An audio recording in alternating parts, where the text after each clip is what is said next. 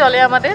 আজকে একটু স্পেশাল হয়েছে, এই যে মাথার উপর কপালে যেটা হয়েছে সেটা এক্সট্রা হয়েছে। আমারটা খুব সহজে হয়ে যায়, একটু দিলেই হয়ে যায়। তো হ্যাঁ, প্রস্তুতি তো চলেইছে খুব ভালোভাবে। আমি যেটা বলছিলাম যে আমাদের আরেকটা প্রস্তুতি, যে এটা আমরা ধরে নিই যে বিয়ের সিকোয়েন্স মানে টাইম পাওয়া যাবে না, মানে অন্য কিছুর জন্য সিনে ইনভলভ। সত্যি তাই, সিনে সবসময় ইনভলভ থাকতে হয়।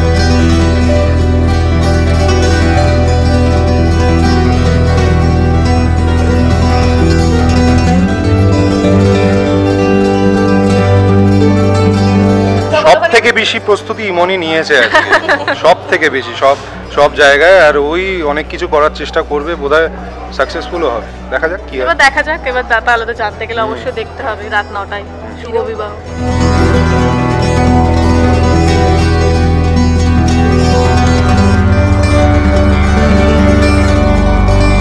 ইমন থাকতে দেবে না যা মনে হচ্ছে, কিন্তু দোষটা গিয়ে পড়বে সুধার ওপরে, তাই তো?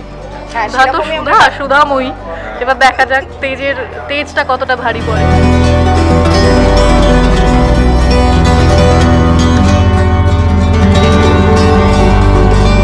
হ্যাঁ অবশ্যই, সুধা সবসময় বলার চেষ্টা করেছে সবাইকে। সুধা নিজের জায়গায় একদম ক্লিয়ার, একদম কোনো কিছু লোকায়নি।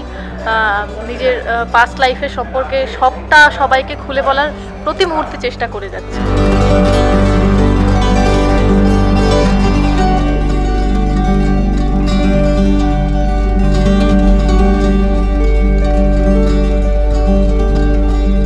সুধার কিন্তু খুব খুশি, সুধা খুব খুশি বিয়ে করছে। তার জীবনে নতুন করে আবার নতুন ইনিংস, সেকেন্ড ইনিংস হচ্ছে। তো সুধা খুব খুশি।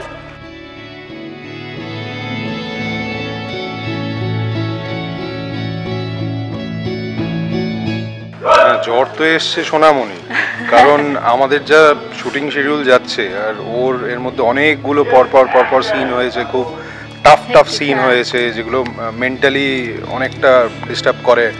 তো স্বাভাবিক জ্বর তো আসবে। হ্যাঁ, সেটাও হয়ে গেছে অনেকদিন। মানে গরম বৃষ্টি সব নিয়েই তো শুভ বিবাহ। বেশ ভালো লাগছে, কাজ করে খুব ভালো লাগছে। এবারে খাওয়া দাওয়া হচ্ছে, সেটা বাদে সব হচ্ছে, মানে আমার ক্ষেত্রে।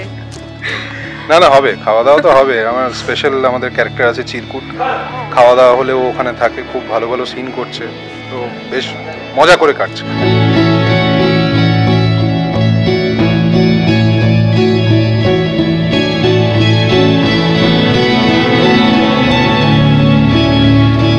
তাহলে তো সবার আগে থ্যাংক ইউ বলতে হয়। দর্শকরা দেখছে বলেই আমাদের টিআরপিটা এত সুন্দর এসছে। আশা করছি আরো বাড়বে, দর্শকের ভালোবাসা আরো বেশি করে পাবো। তো দেখতে থাকুন, আমরা অনেক চেষ্টা করছি। একদমই তাই, প্রতি মুহূর্তে চেষ্টা করছি যাতে দর্শকের আরো ভালো লাগে, আরো দর্শকের মনে ঢুকে যেতে পারি। একদম, আমাদের স্পট বয় থেকে শুরু করে প্রডিউসার লেভেল অবধি ডিরেক্টর সবাই খুব চেষ্টা করছে। তো প্লিজ সঙ্গে থাকুন, আর থাকতে বাধ্য হবেন। Thank you.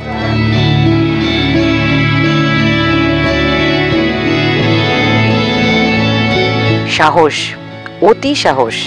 তারপরে আসে যাকে একটা সময় নিজেই প্রেমে ধাক্কা দিয়েছিল, তারই বিয়েতে উপস্থিত হওয়া। মানে কি হচ্ছে বিয়ানি, মানে একটা চরম সাহসের পর্যায়ে তুমি আছো, তোমাকে একটা পরমবীর চক্র দিতে হবে। হ্যাঁ, একটা প্রেমের সাহসিকতার একটা যদি অ্যাওয়ার্ড হয় তাহলে বোধহয় ইমন হালদার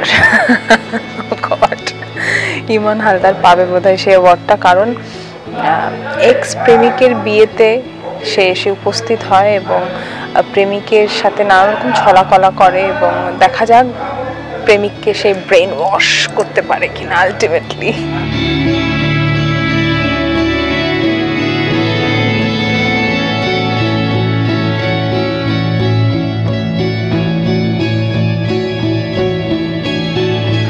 ব্রেন ওয়াশ, যে এই ব্যাপারটা তৈরি করা নিজের মধ্যে, মানে তোমাকে তো তোমাকে কখনোই বা নেগেটিভ ক্যারেক্টারে দেখিনি, সেখানে দাঁড়িয়ে এই ব্যাপারটা নিকা, কমলিকা নিকা একদম inspiration.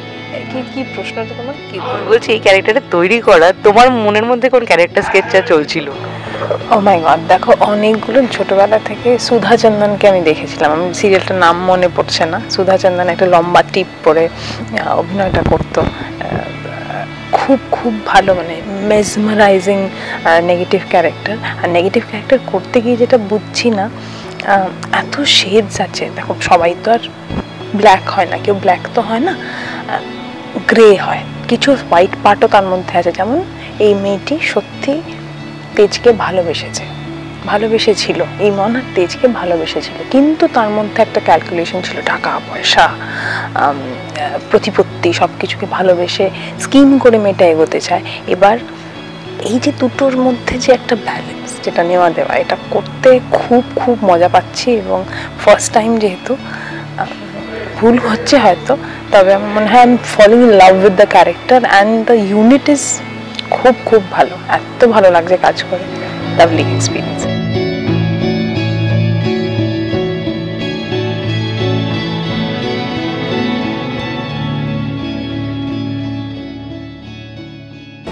টলিউডের latest update, gossip and entertainment পেতে সাবস্ক্রাইব করুন শুধুমাত্র সিটি সিনেমা, আর ফলো করুন সিটি সিনেমার Instagram, Facebook, Twitter and ShareChat page.